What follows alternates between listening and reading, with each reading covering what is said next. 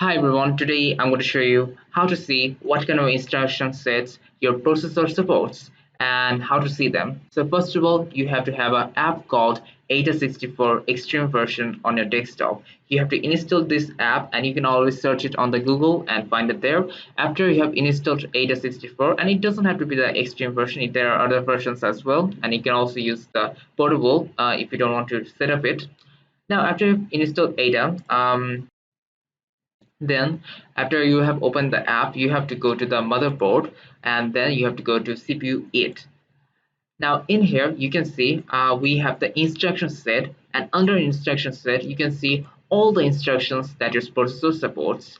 And in this case we do not really have AVX 512, but we do have AVX 2, and you can definitely see all these things.